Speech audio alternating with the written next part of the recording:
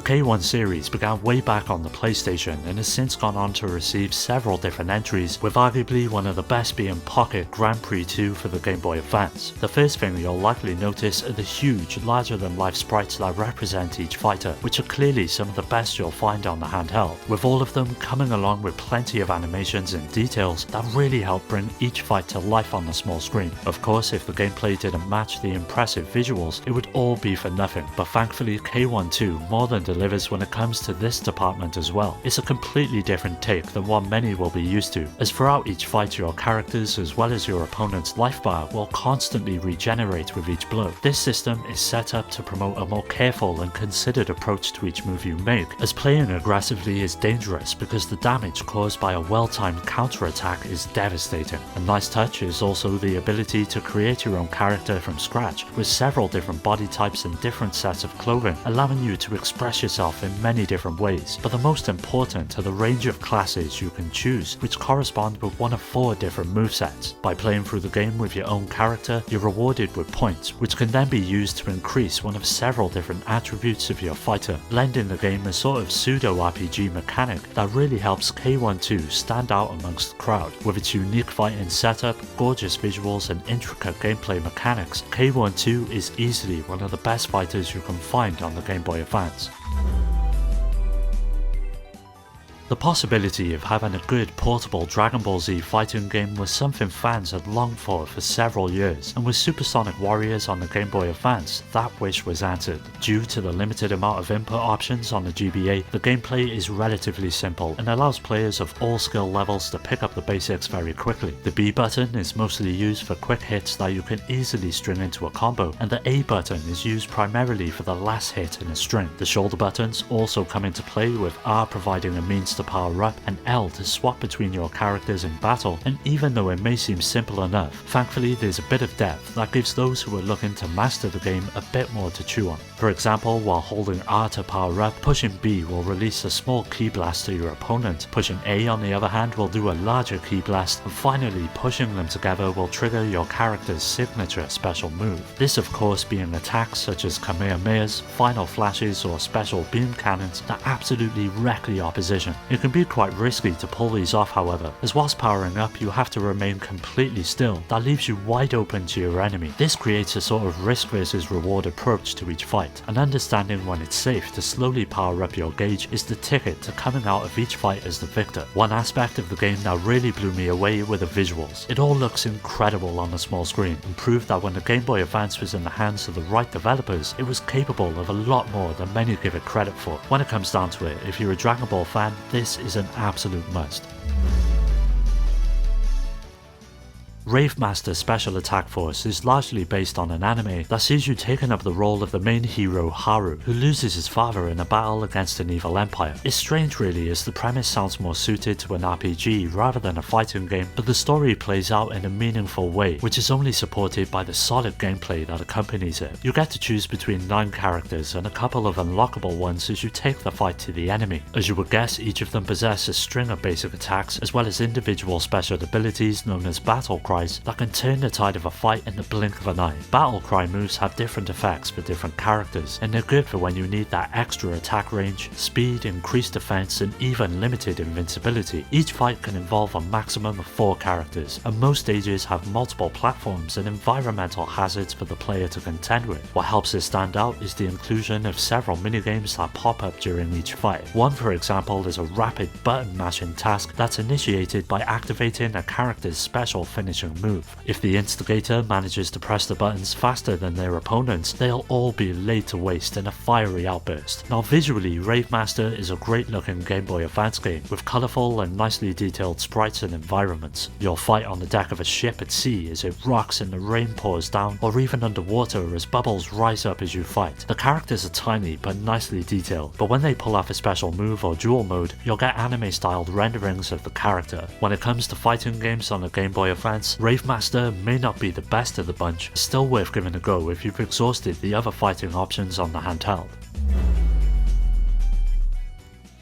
Along with Street Fighter and the likes of Guilty Gear and Mortal Kombat, the King of Fighters series has long been a staple of the fighting genre, and EX2 would carry on this tradition with it being a near perfect entry for the handheld system. The game basically plays like any other 2D fighter. You've got your standard health bar as well as a choice of 3 different characters to bring to each fight, but what makes it a bit different is the concept of the striker system that's somewhat similar to the buddy attack mechanic found in Marvel vs Capcom 2. As players throw punches at each other, the striker bar increases. As they use their striker characters, the bar decreases. Once a player knocks out the opposing character, the next teammate jumps in, and the player that won the previous match gains back a certain amount of health depending on how well they fought. This aspect alone actually adds a new strategic element to keep in mind when you select your team. With up to 21 characters to choose from, you've got plenty to experiment with until you find a few you can settle into. As for control, it shares the same button layout as the previous game, with most moves following the standard quarter circle forward followed by a punch or kick. You've even got the option to change the button layout if you wish, which I found incredibly useful, as mapping the heavy attacks to A and B instead of the shoulder buttons made pulling off moves far easier. Now EX2 contains a good amount of modes to fight across, with the story mode providing the real meat and potatoes of the experience, but aside from that you've got versus mode that supports single and team fights, as well as a record and training option that allows you to hone in on your skills and get to grips with each character's extensive set of combos. With EX2's solid gameplay and deep fighting mechanics, this surely isn't a GBA fighter to miss.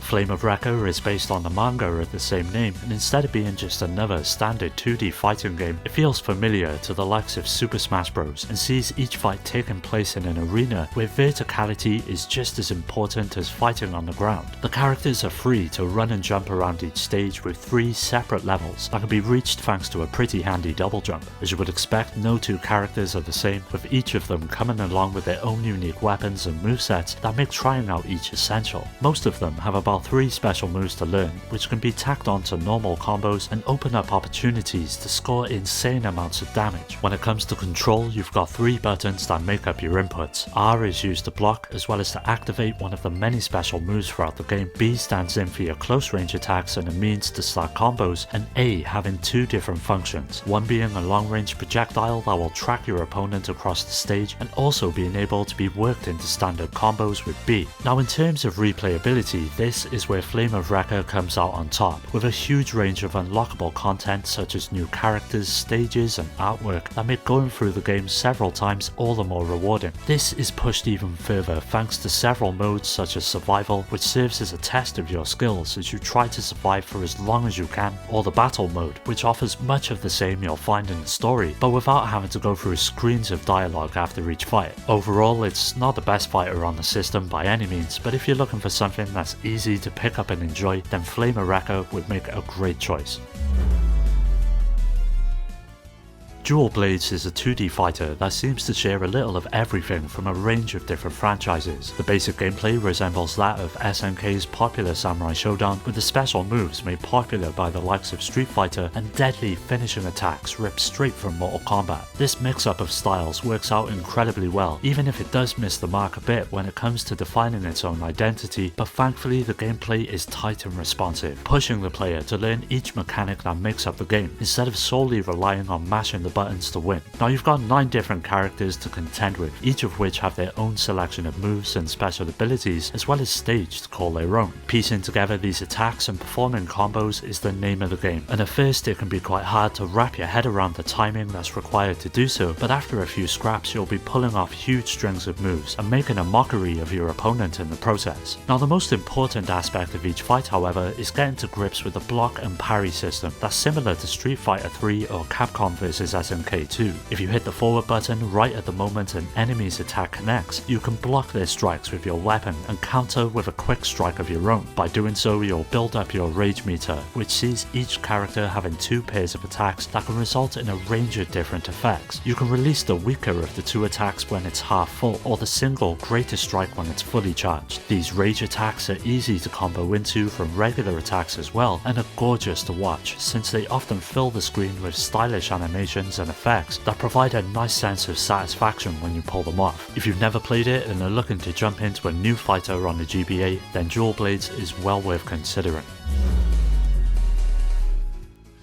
After what felt like some kind of sick joke with Mortal Kombat Advance, many thought the days of the franchise on Nintendo's handheld were done, but surprisingly Midway decided to bring a port of the then new Deadly Alliance to the GBA, which more than made up for their past efforts. Though lacking much of what Deadly Alliance was on the consoles such as the Conquest mode and a multitude of fighters, the Game Boy Advance version is still quite impressive in its own right. This is mainly due to its visual makeup that for its time seemed nigh on impossible on the console, with it offering a truly 3D fighting game on the go. In battle, each character is armed with their own deadly weapons and moves, as well as two different styles that come along with a different moveset for each. Switching from either of the two techniques is a simple button tap away, and really opens up a range of strategies when it comes to tackling your opponent. Naturally, with several missing buttons, it's not as intricate as its console counterpart, but there's still plenty of variation. As you would expect, several of the series staples return, with each character's fatalities being about as brutal as you would expect,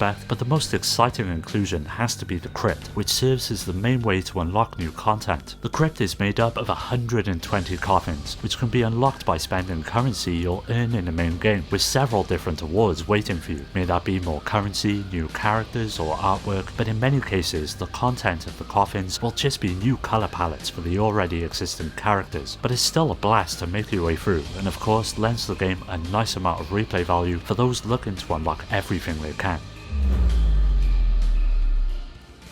Gundam Seed Destiny is one of the best fighting games on the GBA that never got its chance to shine. The handheld was no stranger to quality fighters, and with the likes of Street Fighter and Tekken, it was easy to get lost in the shuffle, and it's a shame as it manages to hit every mark and in some ways even surpasses its contemporaries. Now each character has an individual story that follows them through the course of the series Gundam Seed. While the storyline is somewhat simplistic and the dialogue is very basic, it's a vast improvement over other fighters on the handheld that have virtually no plot at all. For fans of the source material, you'll be able to instantly jump in and recognize some familiar faces, whilst newcomers will actually have a bit of context as to why two hulking machines are fighting in the first place. When it comes to gameplay, it's your standard 2D fighting setup, with each of the face and shoulder buttons corresponding with either a weak or a heavy attack. This forms the basis of the combo system, which is easily the most engaging and enjoyable aspect of the game. As with most fighting games, each character has their own unique set of moves, and another staple of fighters is also present, and that are the super moves, which light up the screen in style as each pummels your opponent into oblivion. Finding the best way to utilize the combo system in conjunction with these super moves is the key to overcoming anything the game throws at you. Now visually, Gundam Seed looks beautiful on the Game Boy Advance. The sprite work is incredibly well produced and gives each of the mech models a distinctive and believable presentation as each fight plays out. Couple this with the smooth animation, and what you have is one of the best looking fighters on the handheld. So if you're a fan of the series or just fighting games in general, this one is a no-brainer. When I first heard about Tekken on the Game Boy Advance back in the day, I thought it was impossible. I mean, how could they bring one of the most successful 3D fighters to what was arguably inferior hardware? But I was completely wrong, as it delivered a respectable take on the popular series, even if a lot of corners had to be cut in order to make it viable on the handheld. It's clear that the game follows Tekken 3 more than any other entry, and anyone familiar with the series will see that it includes most of its characters and fighting mechanics, with its roster including the likes of Nina, Paul, Yoshimitsu, and of course Tekken favorite 3 Jin Kazama. Each of the characters in the game follow many of the same attacks performed mainly by the A and B buttons, which are used for punching and of course kicking, but if they are used with the other buttons such as the shoulders or directional inputs, your character can perform a combo or a much stronger move. By implementing this setup, the Game Boy Advance version manages to translate nearly all of the moves from the home console version, but in all honesty it does require a lot of patience in order to pull them off. Now when it comes to the visuals, Tekken on the Game Boy Advance just looks nuts. The polygonal aesthetic of the Tekken series is for the most part here, but as I mentioned earlier, this is where a lot of the cutbacks are. The game uses pre-rendered character models rather than trying to render them with polygons, which also affects the game's timing during gameplay that might stump some longtime fans of the franchise. On the whole, Tekken on the Game Boy Advance is a solid game that proved that the Tekken franchise no longer had to be tethered to the home console and was now allowed to thrive and flourish in the handheld space. It's so often that games lose many features or become hollowed out versions of their former selves when making the transition to a handheld, but with Street Fighter Alpha 3 on the Game Boy Advance, that just isn't the case. Of course, getting it up and running on the handheld was no easy task, but literally everything from its console counterparts are here. That's nearly all of the modes, all 31 characters to play as, along with several unlockables that'll see you coming back time and time again to see everything the game has to offer. Now, the gameplay is your typical Street Fighter fare, with all of your basic attacks being mapped to the face buttons, with low to high punches and kicks, as well as throws, blocks and parries that accompany each character's specific special moves. On top of this, the player gets to choose from 3 different styles before jumping into a fight, and this is known as the ism system. Each offers different styles of play. You've got the slow and strong X-ism, most similar to the style used in Street Fighter 2, the weak and fast A-ism, the trademark style used in the Alpha series, and finally V-ism, which is even weaker and faster than A-ism but grants the ability to use custom combos. The best thing to do is to try them all in order to see which one suits your approach, and with so many different characters available, the replay value is off the charts. There's no lack of challenge here either, and while it's possible to slug through the easier battles with a combination of simple attacks and blocking, the rapidly increasing challenge will force you to utilize the many options in your arsenal effectively, such as super combos, guards and counters. Of course, there were some corners cut in order to get the game up and running, and this is most noticeable when it comes to the sound and visuals. On the flip side, most of the characters' animations have survived the port, and emphasis on special techniques and combos makes for a lot of great visual effects. Despite the understandably removed content, this is still by far the best fighting game you'll find on the GBA. Well, that does it for today's video. Keep an eye out for part 2 as that will be coming up soon, so don't forget to subscribe and hit that bell to get notified about new videos which release every Monday and Thursday. You can follow me on all of the socials which are linked below to stay up to date, and also join my growing community on Discord to meet many like-minded gamers to continue the conversation with. I'd like to give a special shout out to my Patreon supporters: